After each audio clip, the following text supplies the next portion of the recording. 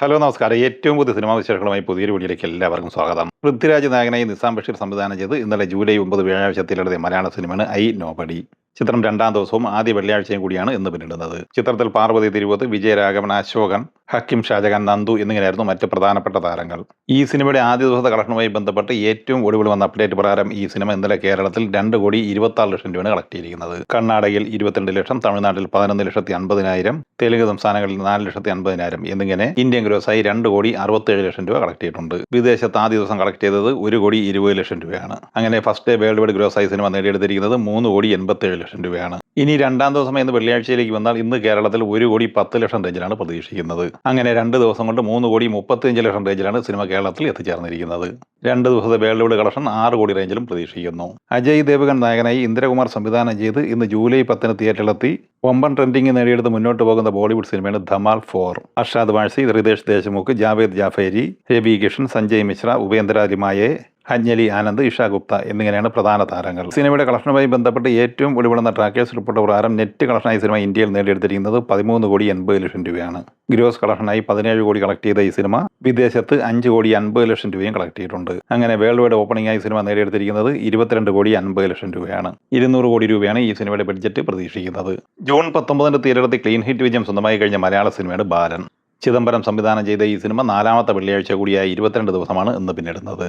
ഇന്നലെ വരെയുള്ള 21 ദിവസം കൊണ്ട് ഈ സിനിമ കേരളത്തിൽ 17,99,00,000 രൂപയാണ് കളക്ട് ചെയ്തിട്ടുള്ളത്. ഇന്ത്യൻ ഗ്രോസായി 21 ദിവസം കൊണ്ട് സിനിമ നേടിയെടുത്തിരിക്കുന്നത് 22,20,00,000 രൂപയാണ്. വിദേശത്ത് നിന്ന് 12,78,00,000 കളക്ട് ചെയ്ത ഈ സിനിമ ഇന്നലെ വരെ വേൾഡ് വൈഡ് ഗ്രോസായി നേടിയെടുത്തത് 34,98,00,000 രൂപയാണ്. ഇനി 22ാം ദിവസം ഇന്ന് വെള്ളിയാഴ്ചയിലേക്ക് വന്നാൽ ഇന്ന് കേരളത്തിൽ 12 ലക്ഷം റേഞ്ചിൽ പ്രതീക്ഷിക്കുന്നുണ്ട്. അങ്ങനെ 18,10,00,000 റേഞ്ചിലാണ് ഈ സിനിമ കേരളത്തിൽ എത്തിച്ചേർന്നിരിക്കുന്നത്. വേൾഡ് വൈഡ് ഗ്രോസ് 35,10,00,000 റേഞ്ചിലും എത്തിച്ചേർന്നിട്ടുണ്ട്.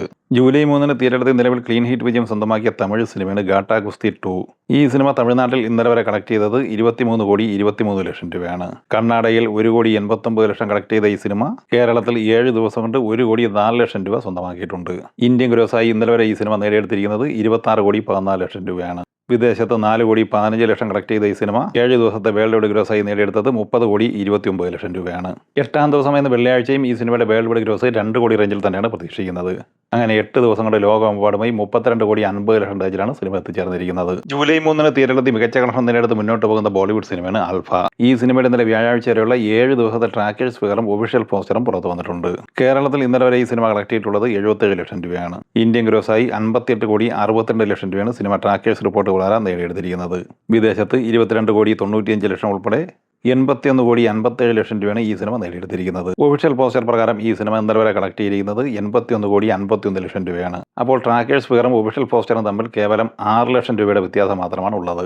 ഈ സിനിമകളെ കുറിച്ചും വീഡിയോ സംബന്ധമായി നിങ്ങളുടെ അഭിപ്രായങ്ങൾ കമൻറ്റായി പറയുക. വീഡിയോ ഇഷ്ടമായി ലൈക്ക് ചെയ്യുക. നമ്മുടെ ചാനൽ സബ്സ്ക്രൈബ് ചെയ്യുന്ന കാര്യം കൂടി പരിഗണിക്കുക. വീഡിയോയുടെ നോട്ടിഫിക്കേഷൻ ലഭിക്കാൻ ബെല്ലൈക്കൺ കൂടി എനേബിൾ ചെയ്യുക. പുതിയ മറ്റൊരു വീഡിയോയുമായി വീണ്ടും കാണാം. എല്ലാവർക്കും ഒരിക്കൽ കൂടി നന്ദി, നമസ്കാരം.